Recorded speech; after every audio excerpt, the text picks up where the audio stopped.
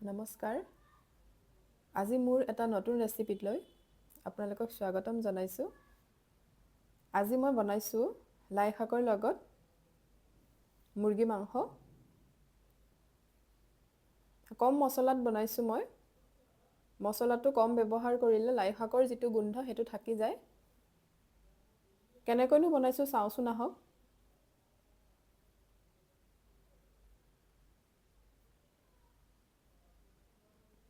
মই প্ৰথমতেই চিকেনখিনিত নিমখ আৰু হালধি সানি ৰাখিছিলোঁ 10 মিনিটমান সময়। তাৰপাছত মই কেৰাহীত অকণমান তেল দি ফ্ৰাই কৰি লৈছিলোঁ চিকেনখিনি। 5 মিনিটমান সময় মই ফ্ৰাই কৰিছিলোঁ। দেখিছে মই ফ্ৰাই কৰিছোঁ চিকেনখিনি। চিকেনৰ পৰা যিটো পানী ওলায় সেইখিনি যাতে শুহি যায় সিমানলৈকে ফ্ৰাই কৰিলেই হ'ল। 100% ফ্ৰাই কৰিব নালাগে, নহ'লে লাই শাকৰ লগৰ যিটো টেষ্টটো নাইকিয়া হৈ যাব। মই ফ্ৰাই কৰি লৈছোঁ, 5 মিনিটমান সময় মই ফ্ৰাই কৰিছোঁ।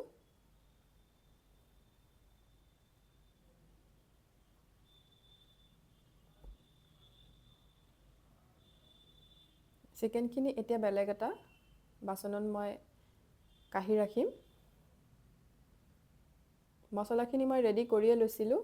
আদা, নহৰু, জিৰা, ধনিয়া, জালুক আৰু পিঁয়াজ মই একেলগেই খুন্দি ৰাখিছিলোঁ। গোটেইখিনি একেলগেই মই ফ্ৰাই কৰিম এতিয়া। মছলা সিমানখিনিয়ে দিব। বেছি যদি কম পৰিমাণে দিব, যদি বেছি হয় মছলাটো লাই শাকৰ যিটো গোন্ধ কিন্তু নাইকিয়া হৈ যাব। সেইকাৰণে যিমান পাৰে কম দিব। এয়া দেখিছেনে পেষ্টটো মই ৰেডি কৰিয়ে থৈছিলোঁ। মছলাটো মিক্সিত খুন্দাতকৈ যদি খুন্দনা বা পটাত খুন্দে তেতিয়া আৰু বেছি ভাল হয় খাবৰ কাৰণে। মছলাখিনি ভালদৰে ফ্ৰাই কৰি ল'ব লাগিব। আদা, নহৰু যিটো কেঁচা গোন্ধ যাবলৈ দিব সেইটো গোন্ধ। এতিয়া ইয়াত মই নিমখ দিম। যিমানখিনি নিমখ লাগে সিমানেই দিম। হালধি দিম।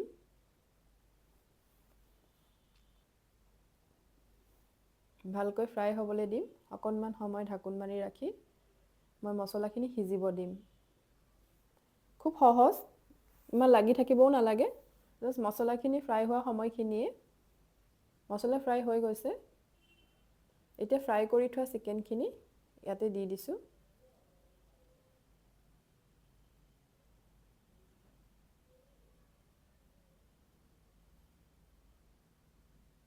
খুব ভাল লাগে খাই। লাই শাকটো এনেও ল'ৰা ছোৱালীয়ে অকণমান খাব বেয়া পায়, অকণমান তিতা তিতা ভাৱ এটা থাকে। কিন্তু এনেকৈ বনালে লাই শাকৰ যিটো তিতা সেইটো নাথাকে, কিন্তু একদমেই নাথাকে। খাই চাবচোন আপোনালোকেও এবাৰ এনেকৈ। মই অলপ সময় ঢাকোন মাৰি ৰাখিলোঁ। তেলটো ওলাইছে যিহেতু মই চিকেনখিনি ফ্ৰাই কৰিয়ে লৈছিলোঁ প্ৰথম। 15-20 মিনিট সময় ফ্ৰাই কৰিব লাগিব। চিকেনটো সিজিব লাগিব ভালদৰে। তেল ওলাইছে আৰু অলপ সময় মই সিজিব দিম।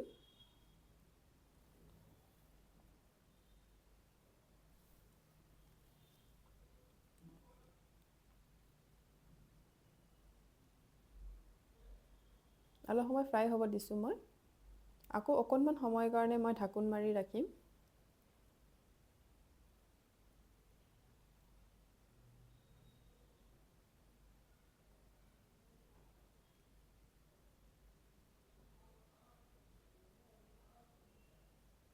ফ্ৰাই হৈছে চিকেনখিনি, দেখিছেনে? ধুনীয়া ফ্ৰাই হৈছে। যিসকলে জ্বলা খায় জ্বলা দিব পাৰে। মই জালুকে ব্যৱহাৰ কৰিছোঁ অকণমান জ্বলা হ'বৰ কাৰণে।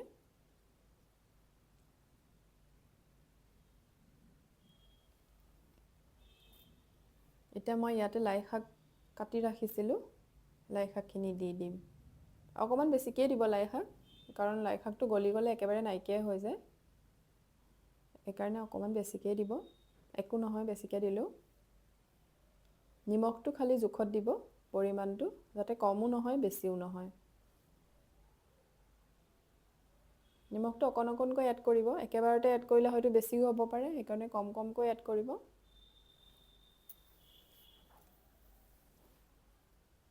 খুব হেল্ডি হয়।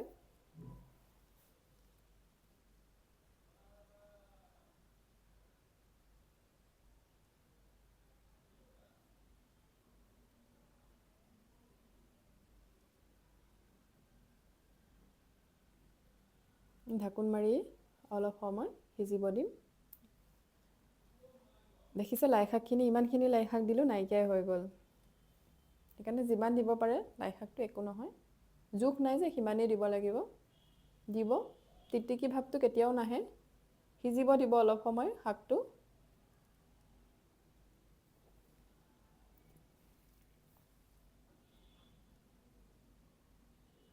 দেখিছেনে পানীটো ওলাইছে অলপ।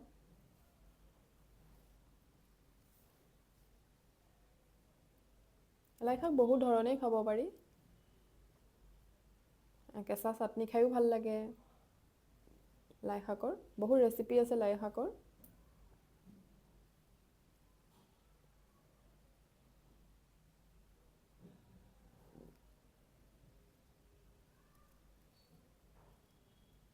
আপোনালোকেনো কেনেকৈ খায় জনাবচোন। এনেকৈ খায় নে বেলেগ ধৰণেও খায়? ময়ো খাই চাম এবাৰ। বহুতে বেলেগ ধৰণেও খায় লাই শাক। চ' আপোনালোকেনো কেনেকৈ খায় সেইটোও দিব, জনাব মোক কমেণ্টত।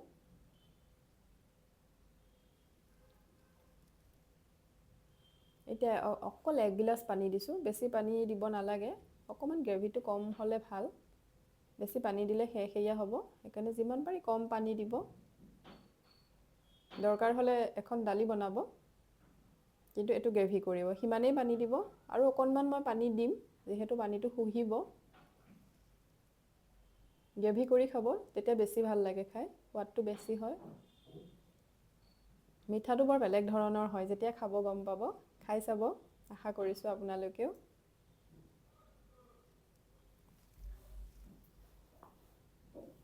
ৰেড চিলি দিলে ৰঙা হ'ব, কালাৰ আহিব।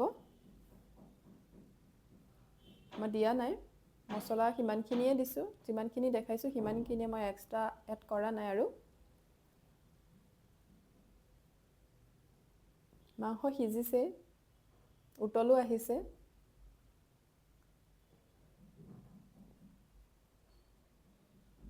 ৰুটিৰ লগতে হওক বা ভাতৰ লগতে হওক, ভাল লাগে খাই। আৰু অকণমান সময় ঢাকোন মাৰি দিছোঁ, তেতিয়া উতলটো ভালকৈ আহে। দেখিছে ভালকৈ আহিছে উতল এতিয়া। হৈ গৈছে আমাৰ লাই শাকৰ লগত চিকেন। আশা কৰিছোঁ সকলোৱে ভাল পাব ৰেচিপিটো। আৰু আপোনালোকৰো লাই শাক কেনেকৈনো খায় জনাবচোন। যদি চেনেলটো নতুন তেতিয়াহ'লে ছাবস্ক্ৰাইব কৰিব, লাইক কৰিব, কমেণ্ট কৰিব, শ্বেয়াৰ কৰিব ভিডিঅ'টো। তেতিয়া যিখিনি নতুন নতুন ভিডিঅ' আহে আপোনালোকে পাই থাকিব।